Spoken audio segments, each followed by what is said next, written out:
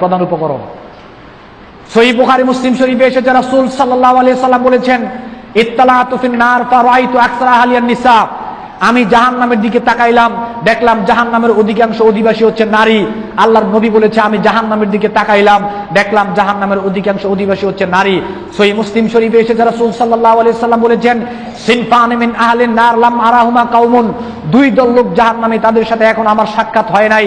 এর মধ্যে এক দল হচ্ছে ওয়া নিসাউন কাসিয়াতুন আরিয়াতুন মাইলাতুন মুমিলাতুন কাসনিমাতুল বুখতিল মাইলা লা ইয়াদখুলনাল জান্নাহ। যেই নারী কাপড় পরার পরও তার শরীরে অবয়ব বোঝা যায়, যেই নারী কাপড় পরার পরও তার ভিতরের অংশ দেখা যায়, যেই নারী কাপড় পরার মাধ্যমে অন্যকে তার দিকে আকৃষ্ট করতে চায়, নিজেও অপরের দিকে আকৃষ্ট হতে চায়, যেই নারীর চুল উঁচু কুচু থাকে, আল্লাহর নবী বলেছেন লা ইয়াদখুলনাল জান্নাহ, ওই নারী জান্নাতে যাবে না।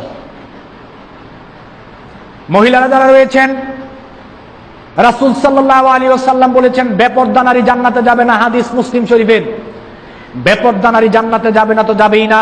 ওয়ালা ইয়াজিদনা রিহাহা ওয়া ইন্না রিহাহা লা ইউজাদু মিন মাসিরাতিন কাযা ওয়া কাযা।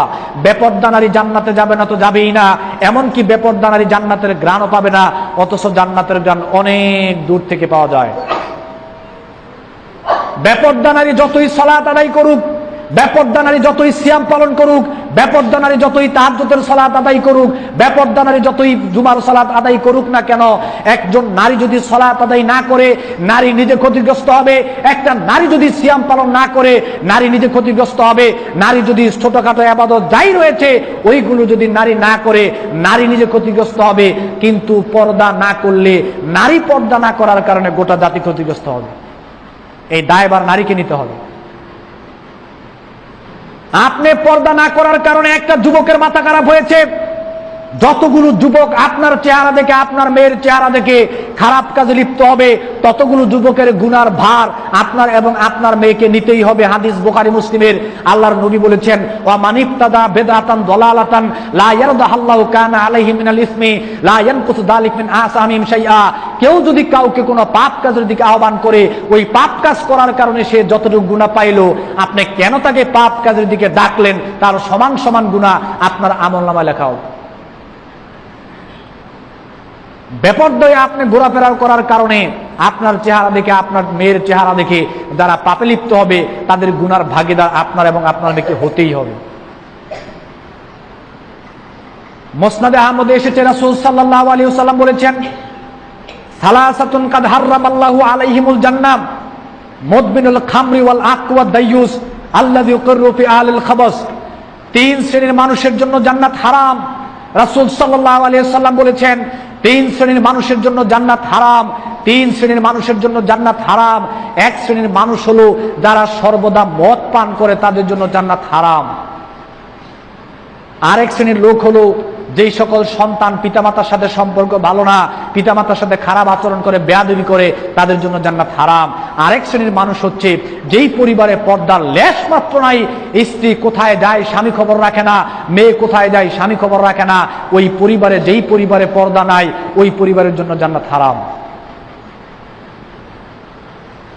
আপনার মেয়ে কোথায় যায় আপনি খবর রাখেন না, আপনার স্ত্রী কোথায় যায় আপনি খবর রাখেন না, আপনি দাইয়ুস, আপনার জন্য জান্নাত হারাম। মুসনাদে আহমদের হাদিস, হাদিস সহিহ। রাসূল সাল্লাল্লাহু আলাইহি ওয়াসাল্লাম আপনাকে লক্ষ্য করে এই কথাই বলেছেন। ছেলে কোথায় যায় কি করে, মেয়ে কলেজে গিয়ে কোথায় যায় কি করে, স্কুলে গিয়ে কি করে না করে, এই খবর গার্জিয়ানকে রাখতেই হবে। আপনার অসচেতনতার কারণে আপনার মেয়ে ধ্বংসের পথে চলে গিয়েছে, আপনার ছেলে ধ্বংসের পথে চলে গিয়েছে। অনুরোধ করে বলে গেলাম একদিন আপনার ছেলের পিছনে আপনি যান, অনুরোধ করে বলে গেলাম একদিন আপনার মেয়ের পিছনে আপনি যান, আপনার মেয়ে কোথায় যায় কি করে আপনি একটু খেয়াল করবেন। লজ্জা থাকা দরকার আমাদের গার্জিয়ানদের, লজ্জা থাকা দরকার আমাদের পিতামাতার। আমার সামনে আমার মেয়ে কিভাবে একটা জামা পরে রাস্তায় বের হয়, লজ্জা করেন আমাদের? আমার সামনে আমার মেয়ে কিভাবে একটা জামা পরে বের হয় বোরকা ছাড়া? মানুষের হিংস্র দৃষ্টি আপনার মেয়ের দিকে পড়বে, আমার মেয়ের দিকে পড়বে, এটা কি আপনার মনেই হয় না?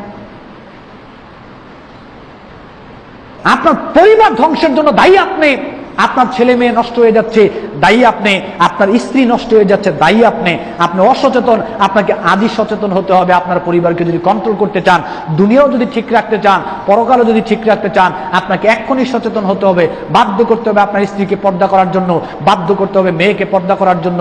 খোঁজ খবর রাখতেই হবে তারা কোথায় যায়। গার্জিয়ান হিসেবে আপনার এটা দায়িত্ব অবশ্যই পালন করতে হবে। পালন না করে বিকল্প কোনো রাস্তা নাই। পয়লা বৈশাখ